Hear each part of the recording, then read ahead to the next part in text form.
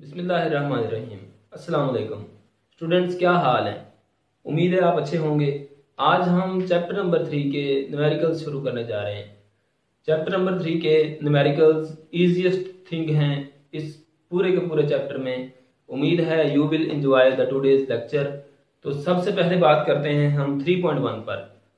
3.1 उसमें हमने कहा है a force of 20 Newton moves a body with an acceleration of 2 meter per second. What is its mass? उसने हमें दो चीजें दी हैं। उसने कहा है फोर्स हमारे पास 20 न्यूटन है, एक्सेलरेशन 2 मीटर पर सेकेंड है, और उसने हमें ऑब्जेक्ट का मास फाइंड करने को कहा है। तो सबसे पहले हम लिखेंगे इसमें जो गिवन डाटा है वो फोर्स है 20 न्यूटन, एक्सेलरेशन है 2 मीटर पर सेकेंड। टू फाइंड, इसमें हमने फाइंड करना है ऑब्जेक्ट के मास को। Mass of the object find करने के लिए हम देखेंगे कौन सा ऐसा फार्मूला है हमारे पास जो इन तीनों चीजों को डील कर रहा है। तो हम जानते हैं, हमने Newton second law of motion पढ़ा था, उसके मुताबिक जो फोर्स है वो प्रोडक्ट होती है मास और एक्सेलरेशन का। तो लिहाजा मैं यहां लिखूंगा according to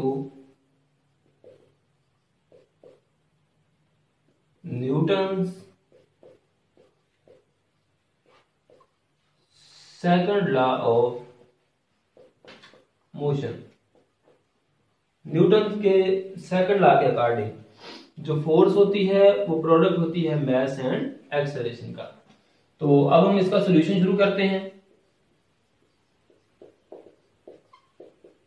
F is equal to m a के, और अगर हमने मास फाइंड करना हो तो क्योंकि एक्सेलरेशन इधर मल्टीप्लाई हो रहा है, जब ये इक्वल से इधर आएगा तो डिवाइड हो जाएगा। हम लिखेंगे m is equal to f over a, m is equal to force है 20 न्यूटन ओवर एक्सेलरेशन है 2 मीटर पर second. Mass is equal to 21 Newton is equal to 1 kilogram metre पर सेकेंड। 1 न्यूटन के लिए हम लिख सकते हैं किलोग्राम मीटर पर सेकेंड ओवर 2 मीटर पर सेकेंड। अब यहां पर मीटर पर सेकेंड स्क्वायर ये आपस में कैंसिल हो गए। 2 1 द 2, 2 10 द 20। तो हमारे पास ऑब्जेक्ट का मास आ गया 10 किलोग्राम जी। तो वो फोर्स जो किसी भी ऑब्जेक्ट पर 10 न्यूटन की हो, अमल कर रही हो, और उसमें 2 मीटर पर सेकेंड का एक्सेलरेशन पैदा कर रही हो, तो उस ऑब्जेक्ट का मास हमारे पास कितना होना चाहिए? 10 किलोग्राम होना चाहिए। 3.1 का सॉल्यूशन हमारे पास मुकम्मल हो गया। अब हम बात करेंगे 3.2 पर। यह हमारा 3.1 था। 3.2 में हमारे पास गिवन डाटा है। उसने कहा है the weight of the body is 147 Newton, what is its mass. एक ऑब्जेक्ट का जो वेट है वो 147 न्यूटन है। हमने उस ऑब्जेक्ट का, ये हो गया हमारा गिवन डाटा, टू फाइंड, हमने उस ऑब्जेक्ट का मास फाइंड करना है। और साथ में उसने कहा है कि क्योंकि हमने इस ऑब्जेक्ट को on the surface of the earth रखा हुआ है, लिहाजा हमारे लिए ग्रेविटेशनल एक्सेलरेशन की जो वैल्यू है, जो g है, वो भी उसने हमें दिया हुआ है, वो है 10 मीटर पर सेकेंड। अब हमें पता है जो किसी भी ऑब्जेक्ट का वेट होता है वो उसके मास का और ग्रेविटेशनल एक्सेलरेशन का प्रोडक्ट होता है। तो लिहाजा हम यहां पर लिखेंगे using formula of weight, weight का फार्मूला यूज करते हुए W इज इक्वल टू होता है mg के। अगर हमने m फाइंड करना है तो आगे सोल्यूशन इसका शुरू कर देते हैं। m फाइंड करना है तो m इज इक्वल टू हो जाएगा W बाय g के। अब यहां पर हम वैल्यूज पुट करते हैं। m is equal to W कितना है, W इसका है 147 न्यूटन ओवर इसका ग्रेविटेशनल एक्सेलरेशन 10 मीटर पर second. m is equal to 147, 1 Newton is equal to, फिर वही बात जो 1 न्यूटन होता है वो 1 किलोग्राम मीटर पर सेकेंड के इक्वल होता है, ओवर 10 मीटर पर सेकेंड। ये चीज आपस में कैंसिल हो गई। अब हमने जब इसको इससे डिवाइड किया, 147 को 10 से डिवाइड किया तो ये हमारे पास आ जाएगा 14.7 किलोग्राम। ये हमने 3.2 भी मुकम्मल कर लिया। 3.2 में उसने हमें फिर मैथ फाइंड करवाया है, लेकिन यहां उसने फोर्स और एक्सेलरेशन को इन्वॉल्व नहीं किया। यहां उसने ऑब्जेक्ट का वेट दिया हुआ था और ग्रेविटेशनल एक्सेलरेशन की वैल्यू दी हुई थी। न्यूमेरिकल नंबर 3.3 पर बात करेंगे।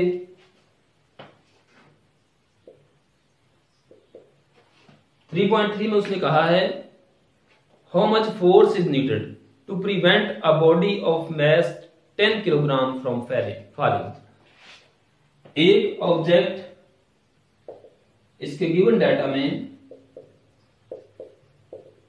एक ऑब्जेक्ट जिसका मास 10 किलोग्राम है, अगर हमने उसको गिरने से रोकना हो, ऑब्जेक्ट को हम गिरने से रोकना चाहते हैं, तो इट मींस कि उसके पास अपना एक्सेलरेशन है और जी कितना होगा 10 मीटर पर सेकेंड होगा।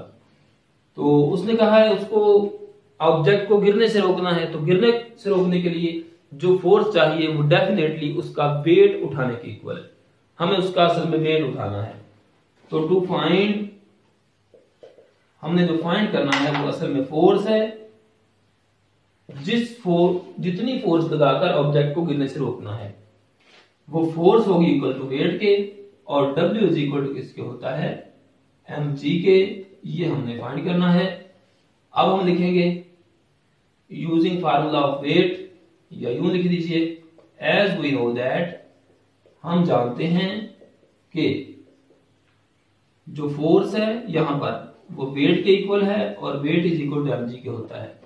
मैस ऑब्जेक्ट का कितना है 10 है, जी भी 10 किलोग्राम मल्टीप्लाइड बाय जी कितना है 10 मीटर पर सेकेंड 10 10 का 100 हो जाएगा, किलोग्राम मीटर पर सेकेंड ये हमारे पास बन जाएगा 1 ये न्यूटन के।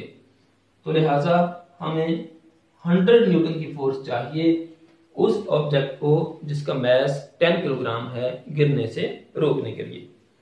न्यूमेरिकल नंबर 3.4 जो है वो फिर एक बार फिर इसी फार्मूले से होने जा रहा है according to the Newton second law of motion. मैं 3.1 को रेज कर रहा हूं।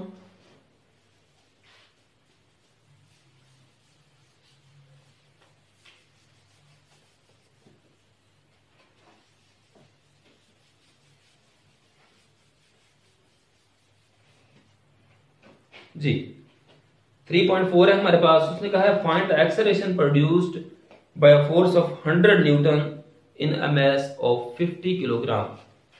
हमारे पास गिवन डाटा में 3.4 में फोर्स है 100 न्यूटन की और उसने मास दिया है ऑब्जेक्ट का 50 किलोग्राम, और साथ में उसने कहा है कि आप बता दीजिए कि ये फोर्स 50 किलोग्राम के ऑब्जेक्ट में कितना एक्सेलरेशन प्रोड्यूस कर सकती है। अब ये हो गया हमारा गिवन डाटा। ये आप लिख लीजिएगा इसको, जैसे मैंने पहले बताया हेडिंग्स के अंदर लिखना है हमको। इसको गिवन डाटा कहेंगे, इसको टू फाइंड कहेंगे, और आगे हम क्या शुरू कर रहे हैं, सॉल्यूशन शुरू कर रहे हैं। तो सॉल्यूशन के मुताबिक according to the Newton second law of motion, एक बार फिर हम Newton second law of motion use कर रहे हैं, F इज इक्वल टू हो जाएगा ma के। हमने मालूम करना है ऑब्जेक्ट का एक्सेलरेशन, a उधर छोड़ लिया, ये बन गया F over m, a is equal to force कितनी है 100 न्यूटन ओवर मैस कितना है 50 किलोग्राम। अब acceleration is equal to force है 100 किलोग्राम मीटर पर सेकेंड ओवर मैस है 50 किलोग्राम। किलोग्राम किलोग्राम से कैंसिल हो जाएगा, 0 0 से कैंसिल, 5 1 द 5 5 2 द 10, एक्सेलरेशन इज इक्वल टू आ जाएगा 2 मीटर पर सेकेंड। तो ये हम 3.4 को भी हल कर चुके हैं, इसमें भी न्यूटन सेकंड लॉ यूज हुआ है। अब उसके बाद बात करेंगे आपके न्यूमेरिकल पर। 3.5 है हमारे पास, ये मैं 3.2 को रेज कर रहा हूं। 3.5 में उसने हमें कहा है, इसको रेज कर लें, इसको पढ़ते हैं जी। उसने हमें कहा है a body has weight 20 Newton, एक ऑब्जेक्ट का जो वेट है वो 20 न्यूटन है।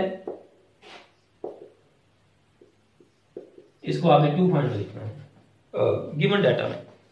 उसके बाद उसने कहा है how much force is required to move it vertically upward, इसको अगर हमने ऊपर की जाना मूव करवाना हो with an acceleration of 2 metre पर सेकेंड 2 मीटर पर सेकेंड के एक्सेलरेशन से, तो फिर हमें कितनी फोर्स चाहिए।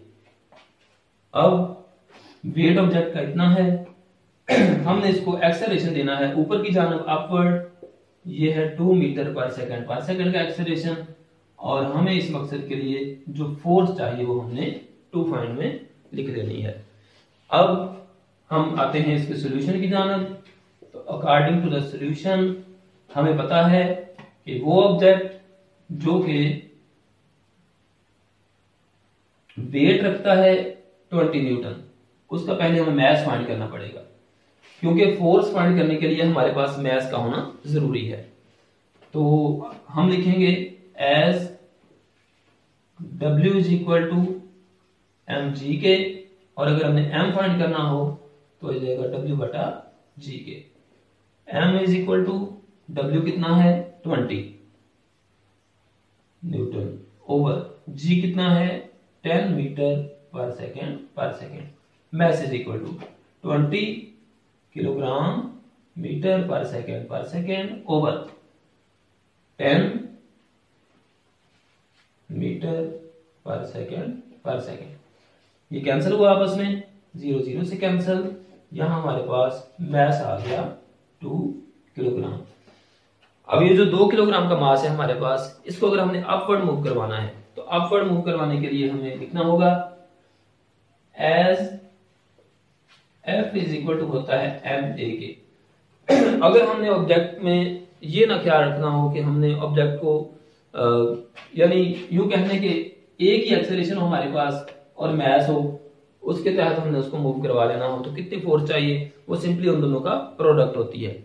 लेकिन अगर हमने ऑब्जेक्ट को अपवर्ड मूव करवाना हो तो हम लिखेंगे as we have to overcome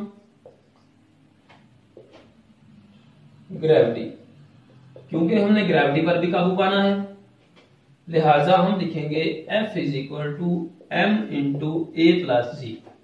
जो ऑब्जेक्ट भी हमने जिस ऑब्जेक्ट को भी अपवर्ड मूव करवाना है उसको इतना एक्सेलरेशन तो प्रोवाइड करना ही पड़ेगा, और ये एक्सेलरेशन जो है ये उसने हमें कहा है क्वेश्चन के अंदर कि इतना आपने इसको देना है। तो इट मींस कलेक्टिव एक्सेलरेशन जो है वो मैस से मल्टीप्लाई होगा। m is equal to mass है कितना हमने फाइंड किया 2 किलोग्राम इनटू एक्सेलरेशन 2 मीटर पर सेकेंड प्लस जो ग्रेविटेशनल एक्सेलरेशन है 10 मीटर पर second. F is equal to 2 kilogram multiplied by 10 और 2 12 हो गए, 12 मीटर पर सेकेंड। तो F इज इक्वल टू आ जाएगा 12 टू द 24 और किलोग्राम मीटर पर सेकंड इक्वल टू होता है न्यूटन के। तो वो ऑब्जेक्ट जिसका मैस या जिसका वेट 20 न्यूटन हो, अगर हमने इतने एक्सेलरेशन से उसको अपवर्ड मूव करवाना हो तो हमारे पास कितनी फोर्स होनी चाहिए? 24 न्यूटन की फोर्स होनी चाहिए। अब ये जो हमने सोल्यूशन किए हैं, इनमें अगर किसी भी सोल्यूशन में आपको किसी तरह का कोई प्रॉब्लम पेश आ रहा हो तो आप कमेंट सेक्शन में पूछ सकते हैं। इससे अगले टॉपिक में इंशाल्लाह हम न्यूमेरिकल नंबर 3.6 से लेकर 3.10 तक स्टडी करेंगे। Thank you.